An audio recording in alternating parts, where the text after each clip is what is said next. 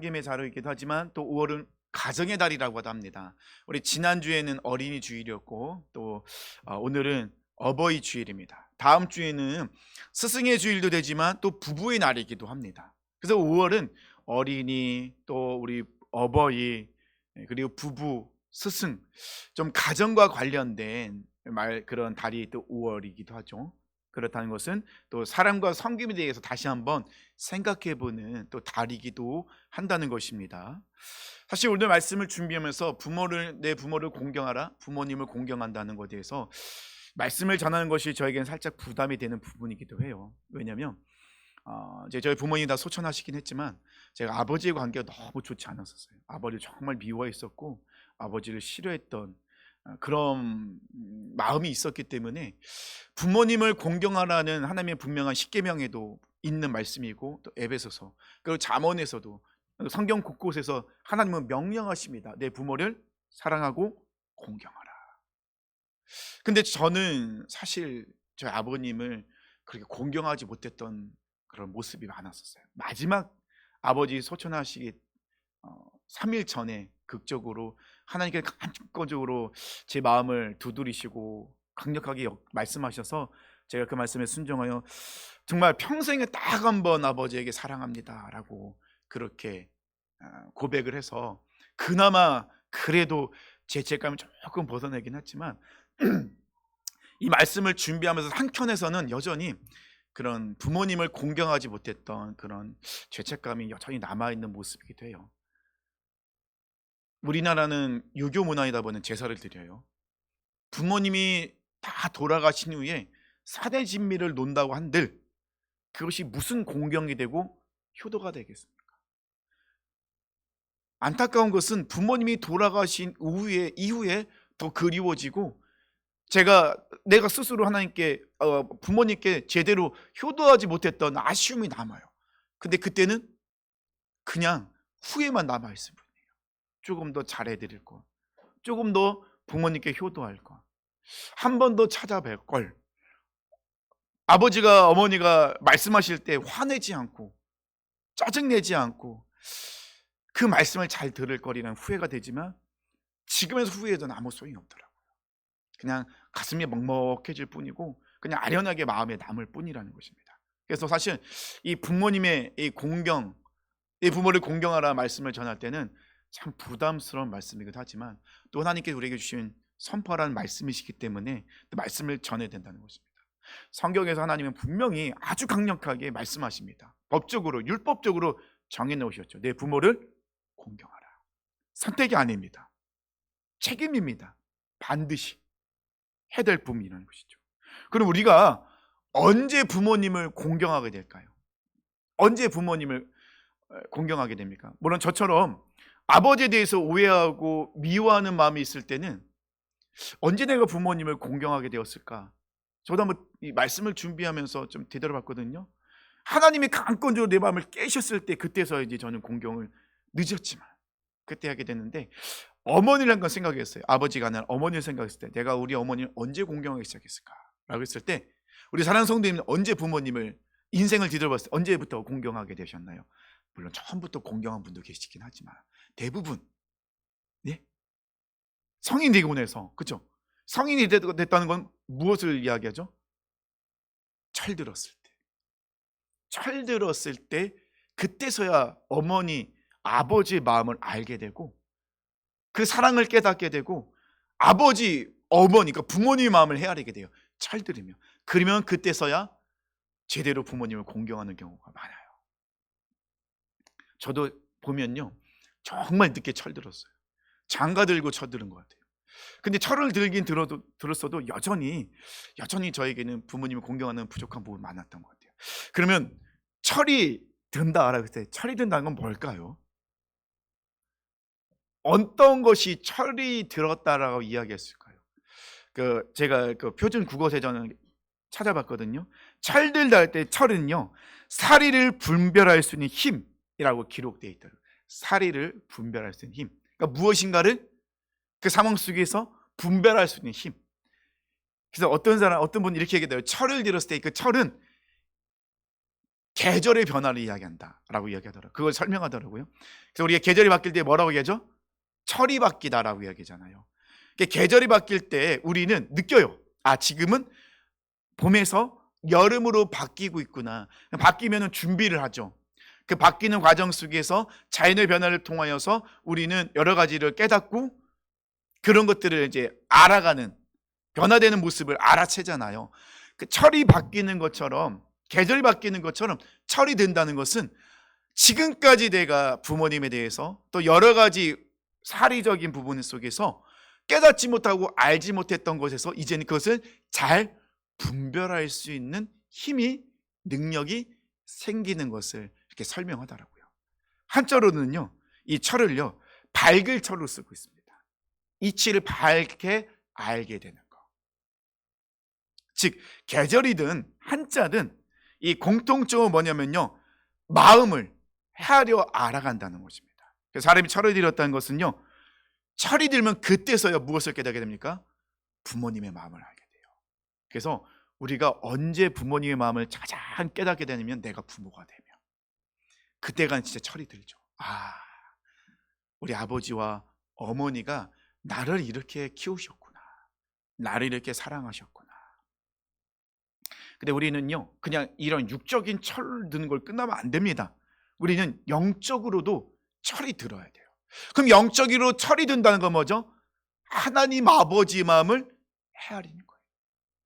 또 믿음이 좋다는 것은요, 그만큼 영적으로 철이 들어있다는 거예요. 바꿔 얘기하면, 쉽게 말씀드리면요, 하나님 아버지 마음이 무엇인지를 아는 거예요. 하나님이 우리를 얼마나 사랑하시는지. 우리가 찬양했잖아요. 그 크신 하나님의 사랑. 바다를 먹물 삼고 하나를 두루마리 삼아도 하나님 우리에게 베푸르신 은혜와 사랑을 다 기록할 수 없다는 거예요. 믿음이 좋다는 것은요, 영적인 철이 드는 거예요.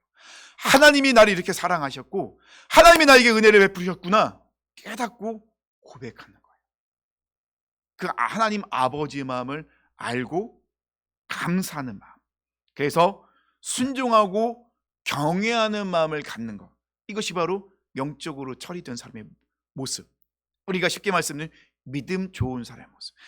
예배 잘 드리고 예배 시간 한 번도 안 빠지고 막 헌금 많이 하고 뭐 이런다고 해서 믿음이 좋다? 외적으로는 그렇겠죠. 근데 우리는 외적의 모습에 속지만 하나님은 마음을 감찰하시는 분이에요. 믿음이 좋다는 것은 그만큼 하나님의 아버지 마음을 헤아려서 하나님 말씀하실 때 그때마다 순종하고 정말 경외하는 마음으로 가는 사람, 이런 사람이 정말 믿음의 사람이라는 것이죠. 그래서 믿음의 사람이 되기 위해서 많은 훈련과 연단이 필요한 것이고 광야의 시간이 필요한 것입니다. 신앙적으로 우리가 볼 때요, 철이 없다가 아주 그냥 하나님의 마음을 긁어내리고 막 철없는 행동의 짓을 하다가 철들은 사람 대표적인 인물이 있어요. 누구겠습니까? 사도 바울입니다. 사도 바울이 그런 철들은 사람이었죠. 사도 바울은 예수님을 만나기 전에는요, 하나님을 위한다고 하면서 하나님의 마음을 가장 아프게 했던 사람이에요. 초대교인 성도들을 핍박하기 위해서 대제사장의 그 공문을 받아 다메섹으로 갔습니다. 얼마나 핍박 많이 했습니까? 근데 이것이 하나님을 위한 것이라고 착각하고 있었죠. 스데반 집사를 죽이는데 앞장섰던 사람이 사도 바울이었어요. 근데 사도 바울이 예수님을 만나고 나니 철이 든 거예요. 그동안 내가 하나님의 마음을 얼마나 아프겠는지, 하나님의 마음은 조금 더 생각지 않고 그냥 내가 원하는 대로 하나님을 섬기고 있었어요.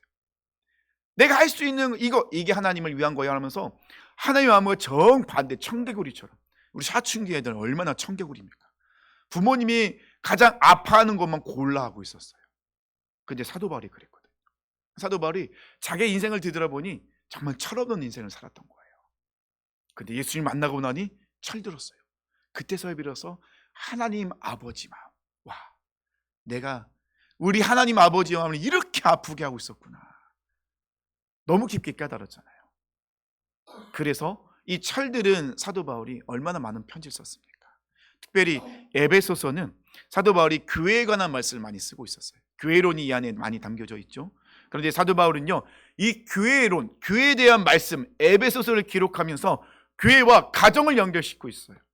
그래서 5장 22절부터 33절까지는 아내와 남편의 관계에 대해서, 그리고 6장 오늘 본문이죠, 1절과 4절까지에서는 자녀와 부모의 관계에 대해서, 특별히 3절은 이 부모님에 대해서 말씀을 하고 있고, 그리고 마지막 한 절은 이 자녀, 그러니까 부모의 역할이 무엇인가를 말씀하고 있다는 것입니다.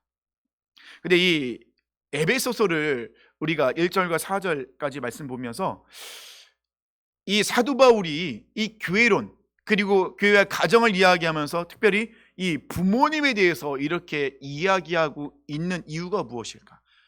라고 했을 때 누가복음 15장의 탕자 비유, 이 탕자는 철없는 아들들의 비유잖아요.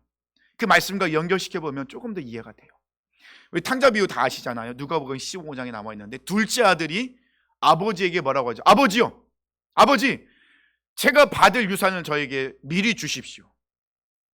그 말은 무엇을 얘기합니까?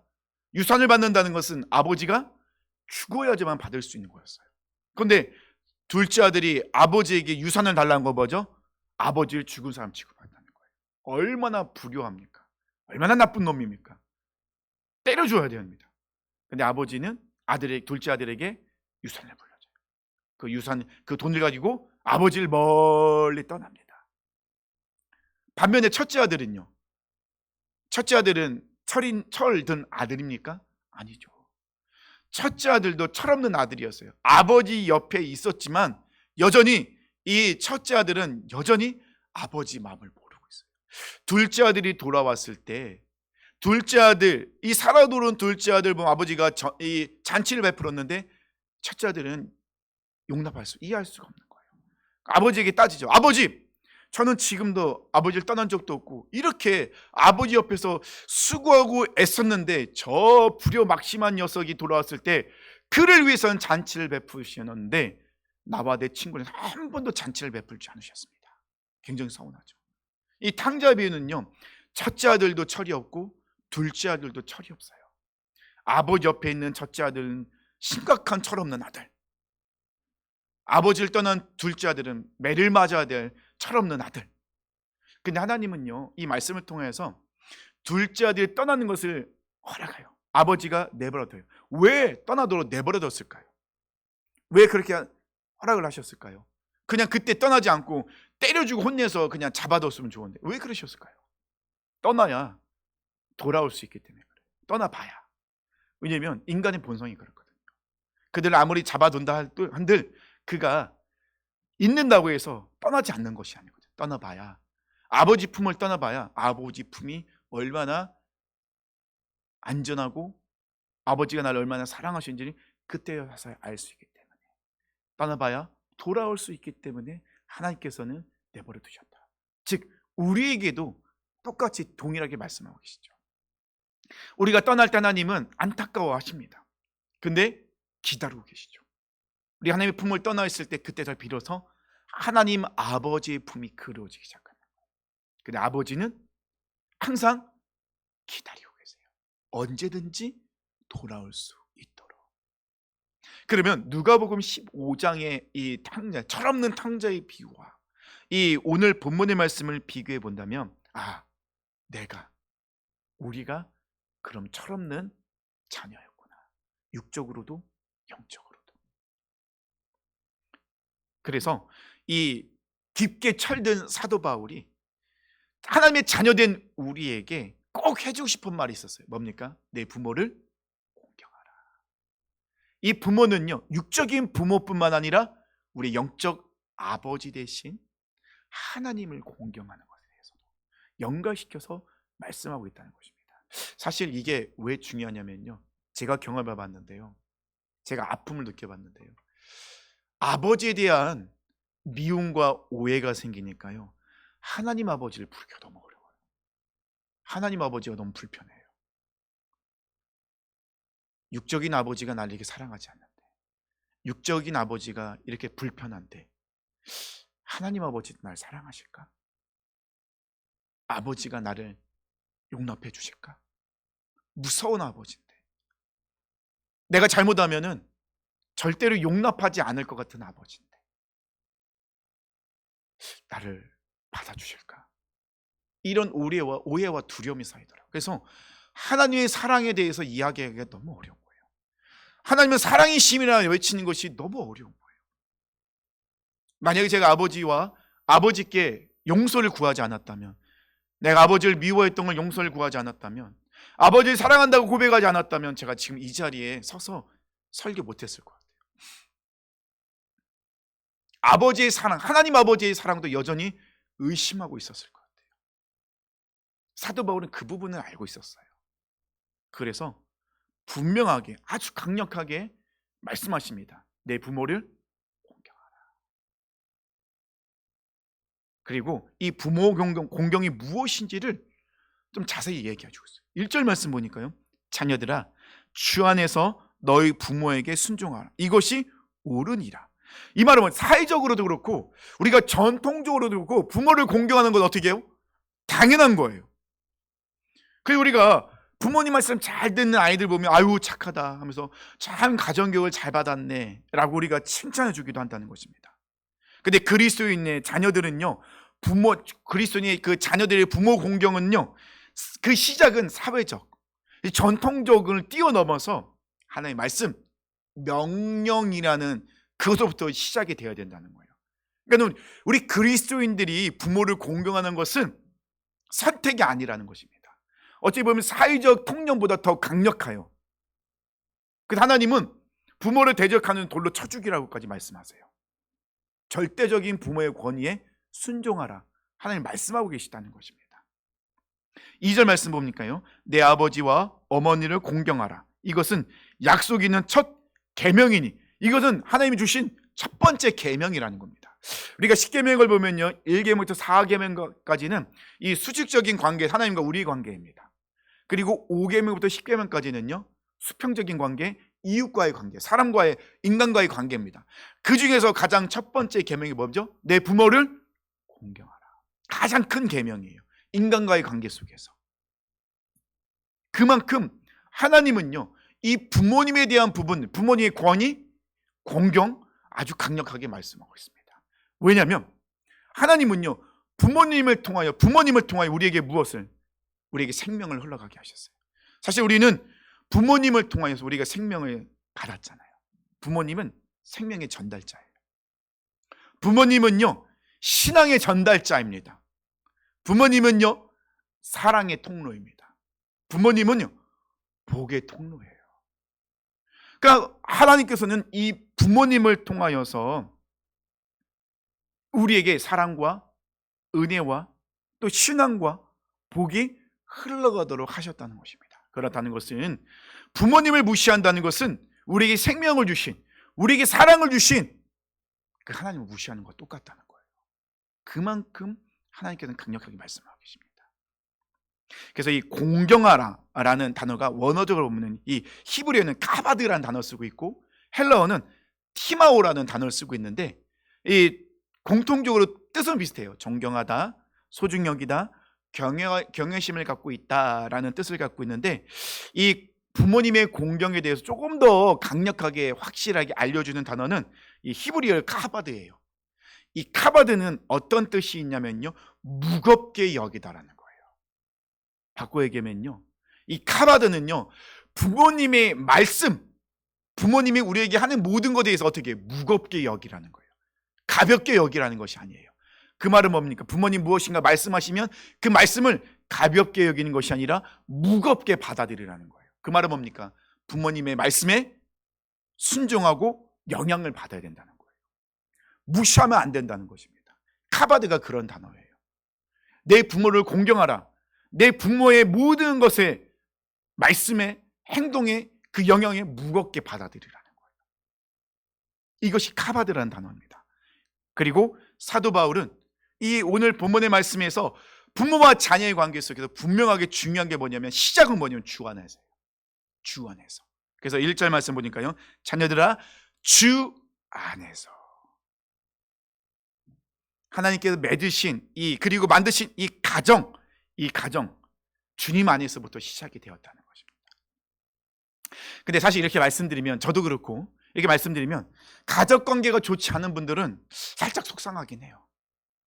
제 아내는 그래도 저희 집보다는 조금 가정이 화목해요. 그런데 저 같은 경우는 이 아버지의 모습 속에 굉장히 주사도 심하셨고 술도 많이 드셨고, 그래서 아버지가 오시게 되면 막 불안하기 시작하는 거예요. 그러면 이런 그런 과정 속에 있을 때는 좀 속상하긴 해요. 그 하나님이 우리 가정을 만드셨는데 왜 우리 아버지는 사랑이 없고, 우리 아버지는 왜 가정을 위해서 헌신하지 않으신 거죠? 왜 부모 때문에, 형제 때문에, 자녀 때문에 왜 가슴 아파야 되고 고생해야 되죠? 다른 사람은 안 그러는데 왜 나는 그래야 되죠? 이렇게 의문점이 든다는 거예요. 그러니까 솔직히 그 외에 대해 대답은 잘 못해드리겠어요. 솔직한 마음을. 하지만 한 가지 분명히 알려드릴 수 있는 것은 있어요. 뭐냐면요, 그런 어머니로부터, 아버지로부터 학대를 받거나 또 여러 가지 어려움을 당하거나 또 그 강압적인 부모님의 밑에 살다 보니 무엇인가 눌려있는 그런 모습을 살았을 때 왜 그런 가정을 허락해 주지, 나에게는 왜 그런 가정을 허락해 주는지 말씀드릴 수는 없지만 분명히 한 가지 분명히 말씀드릴 수 있는 것은 나를 통하여 그것이 끊어지게 만든다는 거예요. 그런 부정적인 영향력들이 나를 통해서 하나님은 끊어지길 원하신다는 거예요. 보통 우리가 알코올 중독 아버지 밑에서 알코올 중독 아들이 나온다고 합니다. 왜냐하면 알코올 중독이라는 것이 나에게 너무 익숙해졌기 때문에 그런 부정적 영향이 흘러가요. 심리학적으로 볼 때도요. 근데 하나님은 나를 통하여 그것이 끊어지게 만든다는 거예요. 끊어져라. 안 된다. 너로부터 그것이 끊어져야 된다. 네가 아버지로부터, 어머니로부터 그런 사랑과 여러 가지 어려움을 당했다 생각된다 한다면 너는 너희 자녀에게 흘러가지 않도록 너 때부터 그것을 끊어내라. 그건 우리에게 주신 사명이에요. 근데 사실은 어렵긴 해요. 아버지의 관계가 좋지 않아서 아버지의 롤모델이 없어요. 그러니까 아들을 대할 때 너무 어려워요. 어떻게 대해야 될지 모르겠어요. 되게 힘들고 어렵긴 해요. 하지만 하나님 우리에게 분명히 말씀하십니다. 우리 때에, 나 때 그것이 끊어지길 원하신다는 거예요. 그것이 우리의 나에게 주신 사명이기도 한다는 것이죠. 그래서 우리가 부모도 자녀를 볼 때 철저하게 주 안에서 주님의 시선으로, 자녀도 부모님을 바라볼 때 철저하게 주 안에서 주님의 시선으로 바라봐야 돼요. 그러면 비교하지 않고 욕심 부리지 않고 내 것으로 착각하지 않습니다. 사실 부모님들이 착각하죠. 자녀를 생각할 때 자녀를 내 것으로 착각하죠. 그래서 내가 하지 못한 것을 자녀를 통해서 이루기를 원하잖아요. 그러니 자녀를 인격적으로 대우해 줘야 되는데 4절 나오잖아요. 아비들아 너희 자녀를 노엽게 하지 말고 오직 주의 교훈과 책망. 이건 뭐라 얘기합니까? 자녀들을 인격적으로 대우하라는 거예요. 그들의 생각과 그들이 갖고 있는 하고 싶은 것들을 인정해 주라는 거예요. 그 자녀들은요 내 자녀가 아니에요. 하나님의 자녀예요. 하나님 우리에게 위탁해 주셨으니까요. 그러니까 부모들도 그것을 기억하라는 것입니다. 사도 바울은 이렇게 부모님에 대해서 이렇게 1절과 2절, 3절까지 풀어내고 있는 모습. 왜 그러냐면요, 우리가 하나님의 자녀이기 때문에 그래요. 사도 바울이 자기가 하나님의 자녀가 된 이후에, 하나님의 자녀라는 것을 깨달은 이후에 그가 깊게 느낀 것이 있어요. 사실 1절과 2절을 가만히 보면요 같은 듯 하는데 달라요. 1절, 2절 가만히 읽어보세요. 1절은요 권면의 내용이에요. 그래서 자녀들아 주 안에서 너희 부모에게 순종하라. 이것이 옳은 일. 이건 권면이에요. 2절은요 이 부모 공경의 권면의 근거와 명령이 무엇인지를 말씀하고 있어요. 2절은요 내 아버지와 어머니를 공경하라. 이것은 약속 있는 첫 계명이니. 그러니까 부모님은 순종하는, 이가 우리가 따라야 될 이 순종적인 자세의 그 근거, 명령은 뭐죠? 하나님의 계명. 그것이 바로 우리의 근거가 된다는 것입니다. 그래서 1절과 2절을 좀 이렇게 비교해 보면요, 좀 1절에서는요 이 대상을 자녀들로 얘기하고 있어요. 그리고 부모라 표현하고 있고 순종하라.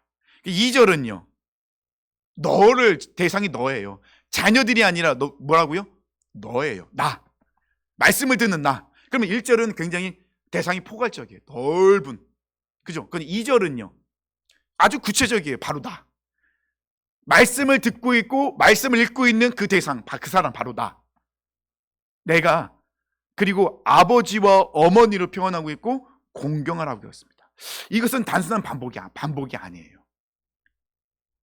보편적인 것과 구체적인 것으로 나누고 있어요.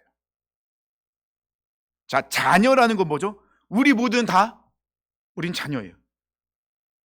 자녀 아닌 사람 한 명도 없습니다. 아무리 연세가 많으셔도 자녀예요. 저희 어머니도 연세가 많으셨는데 저희 할머니 앞에서는 여전히 걱정스러운 자녀일 뿐이에요. 근데 2절에서 너라는 건 뭐죠? 모든 자녀 중에서 특별히 구체적으로 나를 지칭하고 있는 거예요. 말씀을 듣고 있는 나. 그러니까 모든 자녀가 아니라 지금 부모님 앞에 그리고 하나님 앞에 서 있는 나예요. 나. 그러면 1절에 나와 있는 부모는요, 그 모든 부모님을 포괄적으로 일반적인 명칭이에요. 우리는 태어나기 위해서 반드시 아버지와 어머니 두 분이 계셔야 되는 거예요. 근데 2절에서 아버지와 어머니를 구별하는 이유가 뭘까요? 지금 내 앞에 계신 아버지일 수도 있고 어머니가, 부모님이 아버지일 수 있고 어머니일 수도 있어요. 왜냐면 두 분 다 계실 수도 있고 아버지 혼자 계실 수도 있고 어머니 혼자 계실 수도 있고 아니면 두 분 다 안 계시지만 우리에겐 하나님 아버지가 계실 수도 있고. 그러니까 이 사도 바울은요 1절과 2절이 짧은 구절이지만 1절과 2절 통해서 이렇게 분리하고 있어요. 그래서 전체적인 보편적인 부분도 이야기하지만 그것 안에서 구체적으로 내가 부모님을 어떻게 생각하고 공경해야 될지를 이야기하고 있다는 것입니다. 자, 여기까지 이해가 되십니까? 그러면 보편적인 시각과 그리고 우리가 부모님을 바랄 때 내 시각에서 부모님을 어떻게 바라야 될지 이 두 가지를 동시에 얘기하고 있는 거예요. 그러면서 사도 바울이 이 모든 두 가지의 시각의 그 중심, 시작은 주 안에서입니다. 모든 기준점은 주님 안에서예요. 우리가 주님, 그러니까 우리 부모님, 아버지와 어머니를 바라볼 때도 항상 어디에서부터 바라봐야 돼요? 주님 안에서. 그리고 하나님 아버지를 바라볼 때도 반드시 예수 그리스도 안에서예요. 그럴 때 그때서야 비로소 부모님이 어떤 분인지 알게 되고 깨닫게 되고 공경이 무엇인지 알게 되는 거예요. 우리가 주 안에서를 빼게 되면요 본질과 기본이 무너지게 되는 거예요. 그리고 사도 바울은 1절에서는 내 부모님께 순종하라 이야기합니다. 이 순종은 뭘 얘기합니까? 행동을 이야기하고 있는 거예요. 그렇게 행동하라는 겁니다. 근데 2절에서는요 공경하라고 이야기하고 있습니다. 그거는 태도인 거예요. 우리 마음 자세. 그러니까 순종이라는 것은 어린 자녀 역할로서 자녀들이 부모님의 양육 안에 받고 있을 때 우리가 취해야 될 태도라는 거예요. 하지만 공경은요 우리가 성인이 있어도 부모님을 끝까지 어떤 자세로 섬겨야 될지를 말씀하고 있다는 것입니다.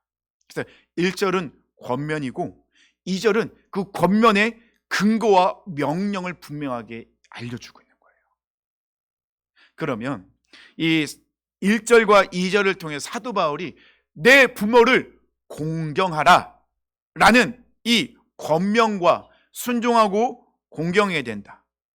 이 권명과 명령을 통해서 우리가 얼마나 육적으로 신앙적으로 철들었는지를 스스로 점검해 보라고 말씀하고 있는 겁니다. 사실 우리는 영적인 사춘기를 많이 겪고 있어요. 우리가 육체적으로는 어른이 된 것 같지만 근데 영적으로는 아직도 어린아이 같은 분들 되게 많아요.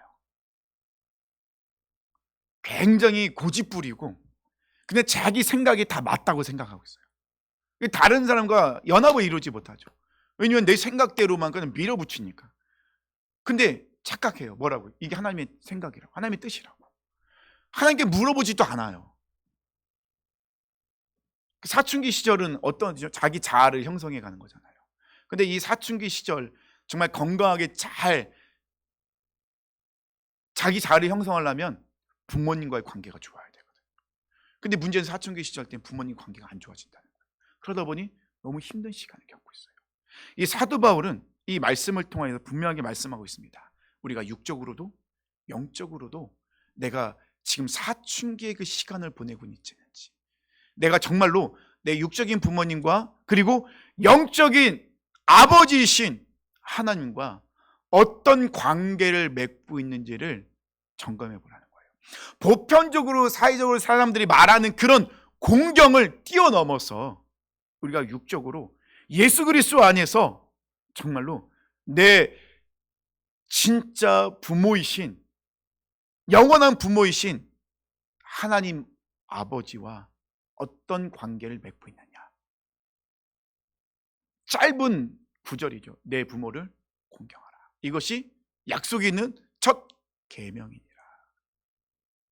내가 판단하기에 순종하고 공경할 만한 행동을 해야, 그런 모습이 있어야 내 부모로 인정하고 공경해야지라가 아니라는 것입니다. 그런 마음을 갖고 있으면 우리가 하나님에 대해서도 오해해요. 내가 원하는 것을 들어줘야지만이 하나님의 아버지로 인정해요. 그런데 내가 원하는 것을 들어주지 않으면 인정하지 않죠. 뭐 아버지라면서 왜 나에게 이렇게 행동하는 거예요? 착각하고 오해하고 하나님을 떠나 있는 거. 내 부모를 공경하라는 그 단어 속에는, 그 명령 속에는 부모님과의 그런 공경도 관계도 중요하지만 본질적으로 하나님과의 관계도 중요함을 사도 바울은 말씀하고 있다는 것입니다. 그래서 사도 바울은요, 보편적으로 도덕적으로 세상적인 관념의 그런 부모에 대한 공경을 뛰어넘어 우리 부모님에 대해서는 그분들이 어떤 말씀을 하시던, 어떤 모습을 보였던 상황에 따라 취사 선택하는 것이 아니라 하나님께서 그분들을 통하여서 나에게 주신 생명과 사랑과 복이 있음을 깨달아 그 부모님을 공경하고 사랑하라 명령하고 계신 거죠. 눈에 보이는 부모님을 공경하지 못하면서 눈에 보이지 하나님을 경외할 수 있을까요? 어렵다니까요. 안 되더라고요. 부모님과의 관계, 부모님의 그 마음을 헤아리고 이해하고 공경하기 시작하자, 그때서야 나에게 보이지 않는 부분들이 보이기 시작합니다. 내가 내려놔야 될 것이 무엇인지 내려놓게 되고 깨어져야 될 게 무엇인지 그때부터 깨닫기 시작했어요. 사랑하는 성도님들, 하나님은, 이 사도 바울은 이 말씀을 통하여서 우리가 진정으로 부모님뿐만 아니라 하나님 아버지의 관계도 회복되길 원하세요. 자, 그러면 진정으로 부모님을 공경한다는 것이 무엇일까요? 우리가 주님 안에서를 생각한다면요, 진정으로 부모님을 공경한다는 건 무엇일까요? 우리는 보통 많이 생각하죠. 용돈 많이 드리는 거. 이번에 저 어버이 줄 때 정말 부모님께 용돈 드리셔서 감사했어요. 좋은 음식 많이 드리는 거, 자주 찾아받는 거, 그리고 성공하는 거, 건강하게 좋은 직장 다니고 잘 사는 거, 부모님께 효도하는 거, 공경하는 거겠죠. 맞아요. 그것도 공경입니다. 그런데 주 안에서 부모님을 공경하는 것은 나의 참 부모이신 하나님을 사랑하고 경외하고 예배 잘 드리는 거. 이것이 진정으로 부모님을 공경하는 모습이에요.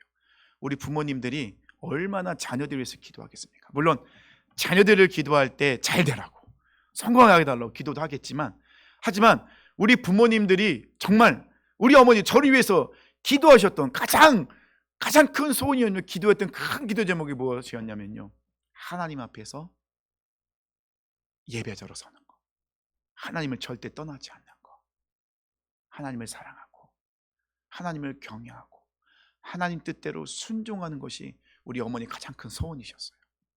그럼 내가 주님 앞에 똑바로 서 있는 거, 우리 부모님을 공경하는 모습이죠. 그것이 바로 우리가 부모님을 공경하고 부모님께 효도하는 주 안에서 하는 가장 큰 것은 내가 하나님을 정말 사랑하고 그 말씀대로 살고 순종하는 것.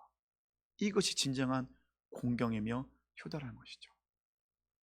그럴 때 하나님과의 깊은 관계를 맺을 때, 그때서야 진정한 공경이 무엇인지를 깨닫게 되고 하나님과의 깊은 관계도 회복될 수 있다는 것입니다. 사랑하는 성도님들, 어버이 주일이잖아요. 다시 한번 우리 부모님의 사랑에 대해서 어머니의 그 눈물의 기도에 대해서 우리가 기억했으면 좋겠습니다. 그리고 우리도 똑같이 부모가 되어 우리 자녀들에게 그것을 흘려보내야 돼요. 제발 자녀를 내 것으로 생각하지 마세요. 저도 그것 때문에 지금 많이 어려움을 겪고 있거든요. 우리 자녀들은요, 하나님의 것입니다. 하나님의 자녀입니다.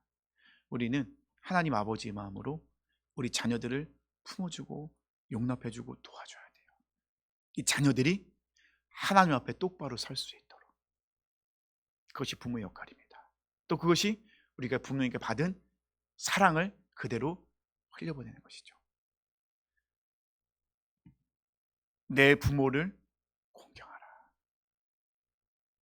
이것이 약속이 있는 첫 계명이니라.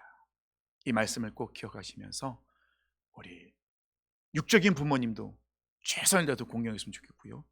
그리고 우리의 참 부모이신 하나님 아버지를 위해서도 헌신하며 순종만 하시길 축원합니다. 다 같이 자리에 일어나셔서